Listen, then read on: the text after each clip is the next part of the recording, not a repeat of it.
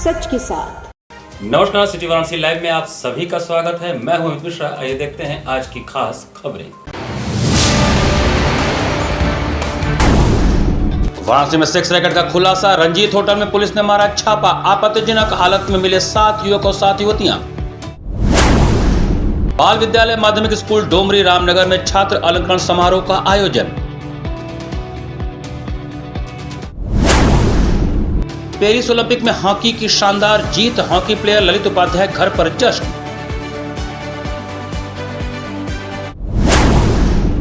और मारवाड़ी युवा फाउंडेशन अरिंदम परिवार द्वारा कांवड़ यात्रा का किया गया आयोजन। और समाचार विस्तार से।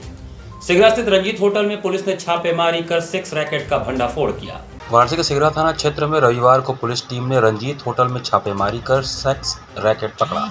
एडीसीपी नीतू कादियान के साथ चितगंज थाने की टीम ने होटल पर छापा मारा। पुलिस के होटल में दाखिल होते ही हड़कंप मच गया। टीम कमरा नंबर 105 में पहुंची तो युवक युवतियां आपत्तिजनक स्थिति में मिले। पुलिस टीम ने सभी गिरफ्तार कर लिया। इसमें 7 युवतियां और 7 युवक शामिल हैं। सिगरा थाने लाकर सभी के खिलाफ केस दर्ज किया गया। पुलिस सभी से पूछताछ कर रही है। बताया गया कि होटल में लंबे समय से सेक्स रैकेट चल रहा था। रविवार को एडीसीपी नीतू कादियान ने सिगरा थाना के मलदैया स्थित रंजीत होटल में टीम के साथ छापेमारी की। छापेमारी के दौरान आपत्तिजनक अवस्था में बड़ी संख्या में युवक और युवतियां मिले। होटल कमरा नंबर 105 से सभी को हिरासत में ले लिया गया। काशी जोन की एडीसीपी नीतू को देखकर युवतियों ने उनके पैर पकड़ लिए और छोड़ने की गुहार लगाती रही। पुलिस ने सेक्स रैकेट में संलिप्त 7 युवक और 7 युवतियों को गिरफ्तार कर लिया। पुलिस पूछताछ के बाद इस रैकेट से जुड़े लोगों का नेटवर्क खंगाल रही है। बताया गया कि होटल संचालक सहकारिता से जुड़े भाजपा नेता का रिश्तेदार है। कि आज हमारे पास, मैं ऑफिस में ही बैठी थी, तभी एक मुखबिर की सूचना आई कि एचएचआई कन्वेंशन होटल के पास जो लेफ्ट में गली जाती है उसमें एक रंजीत होटल है। वहां पर कुछ युवक और युवतियां अवैध तरीके से सेक्स रैकेट या उससे रिलेटेड चीजों के लिए वहां हो सकते हैं। तो मौके पे हम तुरंत टीम बनाकर और वहां पर गए सूचना मिलते ही, और वहां पर सीसीटीवीज भी देखे गए। वहां पर रूम्स में जाके स्वयं हमने जाकर देखा कि कम से कम 10 युवतियां और उतने ही लड़के आपत्तिजनक अवस्था में मौके से पकड़े गए हैं। बाकी पूछताछ अभी जारी है। महामहोपाध्याय आचार्य कमलेश दत्त त्रिपाठी की जयंती पर विशिष्ट स्मारक व्याख्यान का आयोजन किया गया। इंदिरा गांधी राष्ट्रीय कला केंद्र क्षेत्रीय केंद्र वाराणसी द्वारा महामहोपाध्याय आचार्य कमलेश दत्त त्रिपाठी जी की स्मृति में उनकी जन्मतिथि पर रविवार को विशिष्ट स्मारक व्याख्यान का आयोजन क्षेत्रीय केंद्र वाराणसी के संगोष्ठी कक्ष में किया गया। इंदिरा गांधी राष्ट्रीय कला केंद्र के क्षेत्रीय निदेशक डॉक्टर अभिजीत दीक्षित ने आमंत्रित अतिथियों का अंग वस्त्रम एवं पुष्पहार से स्वागत किया। साथ में आचार्य कमलेश दत्त त्रिपाठी के सुपुत्र डॉक्टर पारिजात त्रिपाठी ने भी अतिथियों का अंग वस्त्र एवं पुष्पहार से स्वागत किया। कार्यक्रम के मुख्य वक्ता व्याकरण शास्त्र के सुनामधन्य विद्वान संपूर्ण संस्कृत विश्वविद्यालय के राजशास्त्र विभाग के पूर्व विभागाध्यक्ष प्रोफेसर नरेंद्र नाथ पांडे ने महामहोपाध्याय आचार्य कमलेश दत्त त्रिपाठी की स्मृति में शब्दाद्वैत एवं ब्रह्माद्वैत का तुलनात्मक अध्ययन विषय पर व्याख्यान देते हुए कहा कि शब्द तत्व, जो कि व्याकरण का प्रमुख प्रतिपाद्य विषय है, उसके गंभीर चिंतन का उत्स संहिता काल के अनेक सूक्तों तथा मंत्रों में शब्द तत्व का चिंतन स्पष्ट प्रतिपादित है। आचार्य भर्तृहरि ने सबसे महत्वपूर्ण कार्य यह किया कि अपने समय तक जिन आचार्यों ने व्याकरण संबंधी विचार व्यक्त किए थे, उनका कहीं संकेत रूप में और कहीं स्पष्ट रूप में उल्लेख करके व्याकरण दर्शन की प्राचीन परंपरा हमारे समक्ष रखी है। विद्वान वक्ता ने शब्द के व्युत्पत्ति परक अर्थ को बताते हुए कहा कि शब्द अर्थ का आवाहन करता है। शब्द की 4 प्रवृत्ति है, चतुष्टयी शब्दानाम प्रवृत्ति। इसके साथ ही ओजस्वी वक्ता ने शब्द और अर्थ के संबंध को अत्यंत ही सरलता के साथ रेखांकित किया और कहा कि ज्ञान की प्रकाश से भ्रम की निवृत्ति हो जाती है। व्याख्यान सत्र की अध्यक्षता कर रहे व्याकरण दर्शन शास्त्र के मर्मज्ञ विद्वान प्रोफेसर कृष्णकांत शर्मा ने कहा कि आचार्य कमलेश दत्त त्रिपाठी की साधना उनके वक्तव्य से झलकता है। आचार्य कमलेश दत्त त्रिपाठी के अनुसार आचार्य भर्तृहरि व्याकरण के 3 रूप का उल्लेख किए हैं, शास्त्र रूप, स्मृति रूप और आगम रूप। वाक्यपदी व्याकरण आगम का ग्रंथ है, जो त्रिपाठी जी का अत्यंत ही प्रिय विषय था। इस अवसर पर प्रसिद्ध ध्रुपद गायक प्रोफेसर ऋत्विक सान्याल ने ध्रुपद गायन प्रस्तुत किया, जिसमें नाद ब्रह्म की उपासना के द्वारा उन्होंने नाट्य शास्त्र के आधार पर ध्रुव पदों के शास्त्रीय प्रयोग प्रदर्शित किए। कार्यक्रम में काशी के अनेक विशिष्ट विद्वान उपस्थित रहे, जिनमें professor Maruti Nandan Prasad Tiwari, professor Sitaram Dubey, professor Gop Bandhu Mishra, professor Yugal Kishore Mishra, professor Sadashiv Kumar Dwivedi, professor Shanti Swaroop Sinha, Vijay Shankar Tripathi, doctor Narendra Dutt Tiwari, doctor Krishnanand Singh, doctor v Ramanathan आदि प्रमुख हैं। कार्यक्रम का संचालन डॉक्टर रजनीकांत त्रिपाठी ने किया एवं धन्यवाद ज्ञापन डॉक्टर पारिजात त्रिपाठी ने दिया। मूलतः उनसे जुड़े हुए दो प्रमुख विषय हमारे सामने उपस्थित होते हैं, वाक्यपदीय और नाट्यशास्त्र। इस प्रथम स्मृति व्याख्यान में हमने वाक्यपदीय विषय को चयनित करते हुए प्रोफेसर नरेंद्रनाथ पांडे सर से निवेदन किया। वह मुख्य वक्ता के रूप में आज उपस्थित हैं तथा इस कार्यक्रम की अध्यक्षता प्रोफेसर कृष्णकांत शर्मा सर कर रहे हैं। किन विषयों पर चर्चा हो रही है?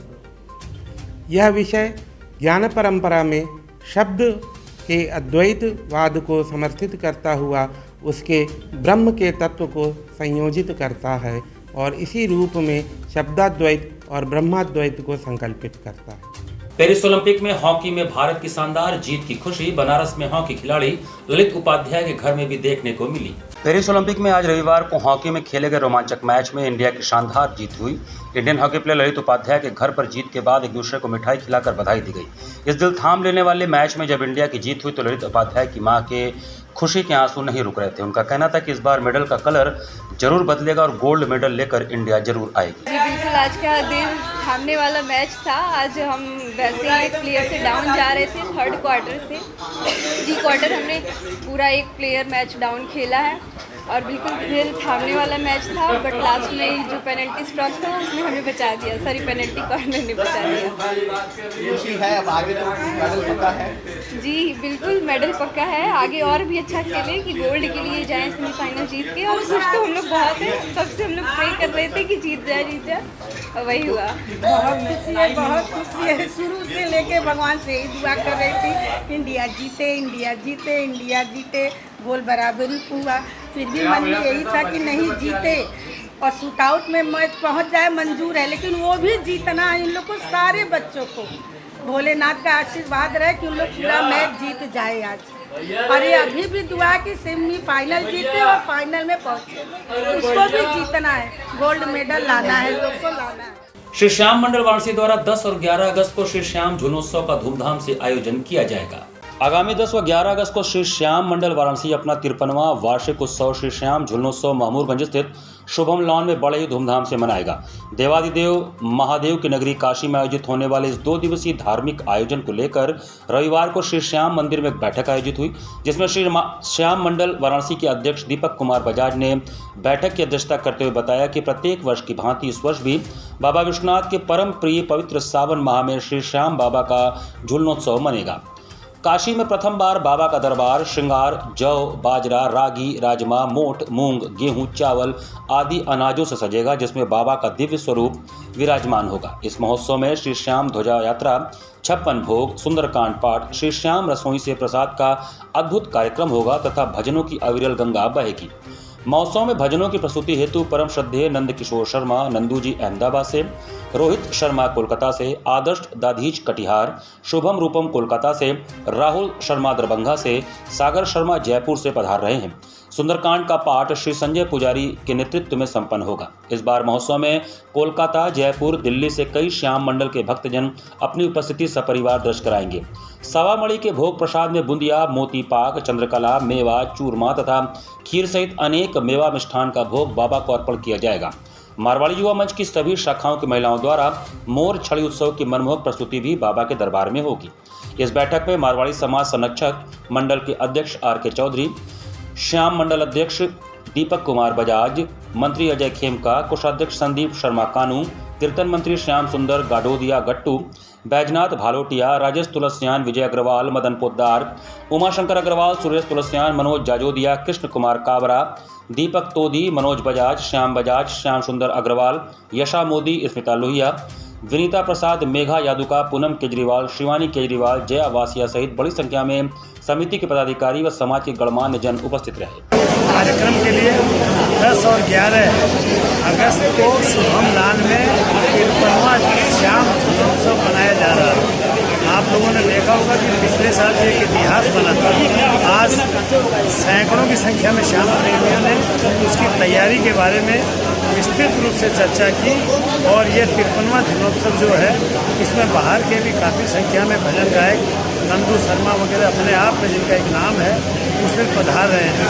तो सब लोगों ने तैयारियों की समीक्षा करके इसकी भव्यता और दिव्यता के लिए प्रयास किए।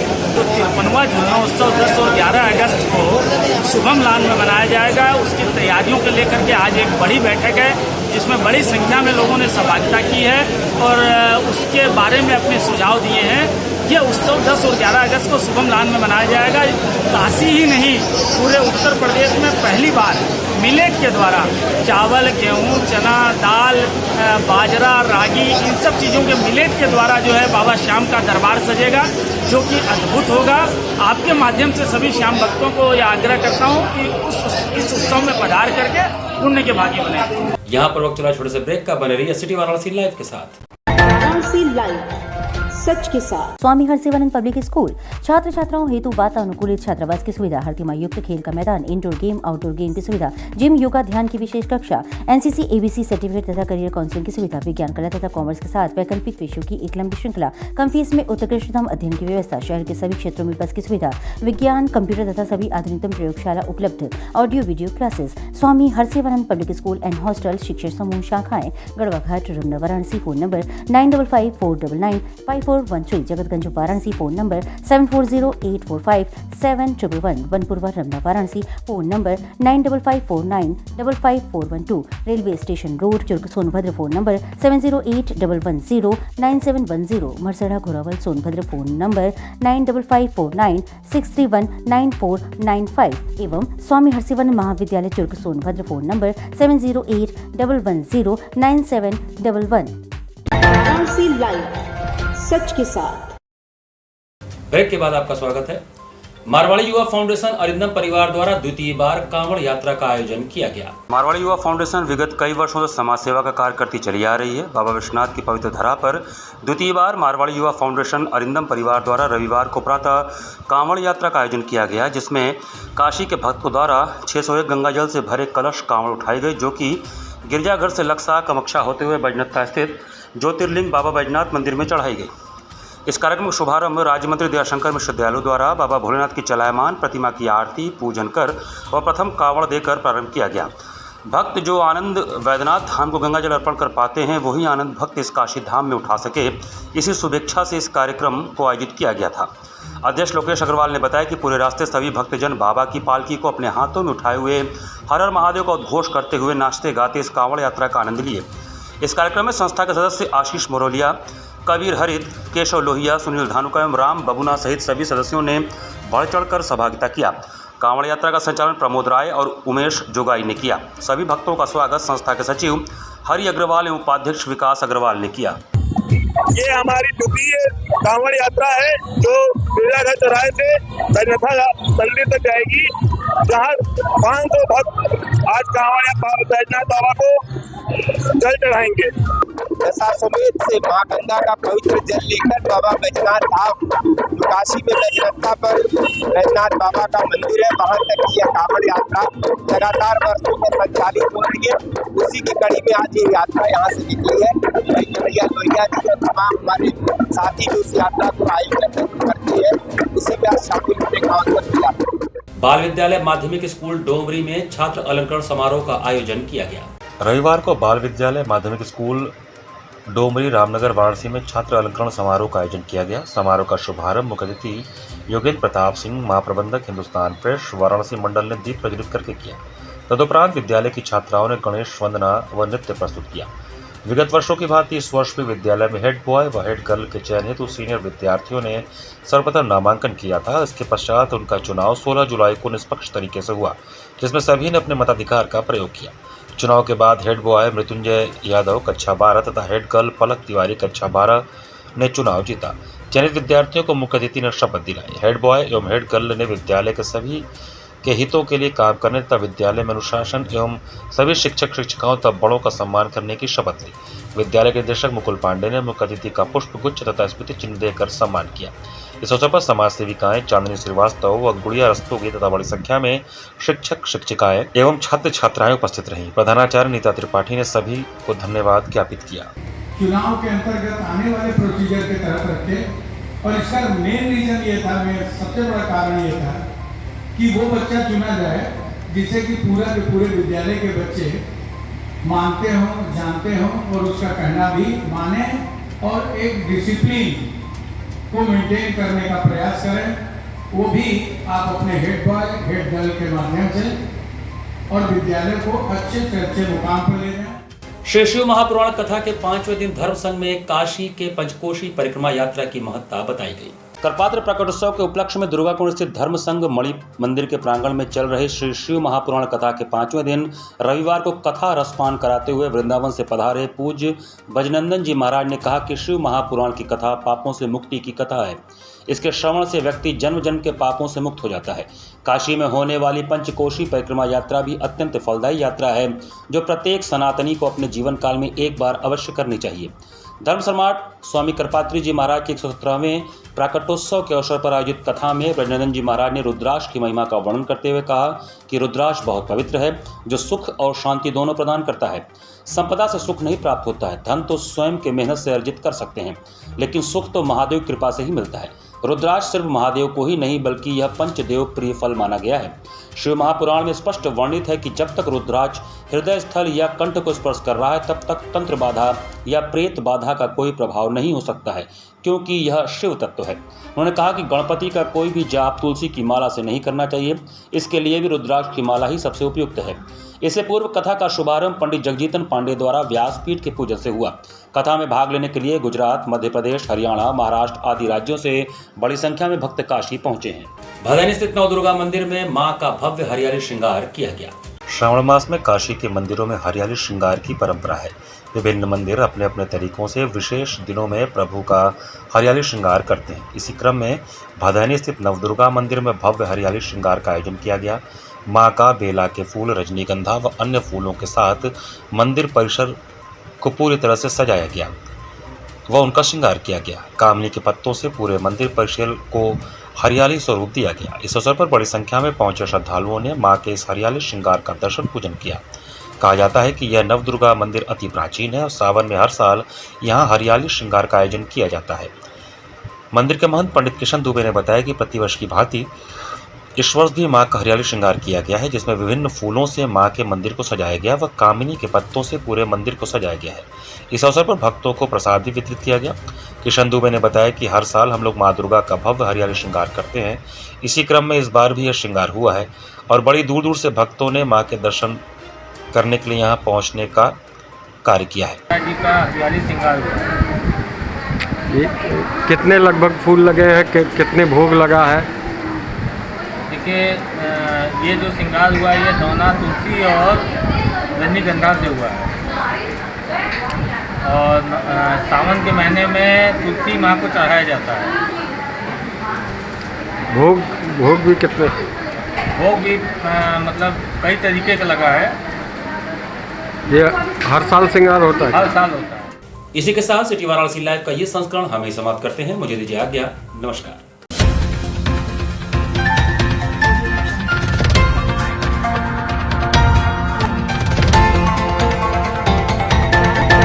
लाइव सच के साथ।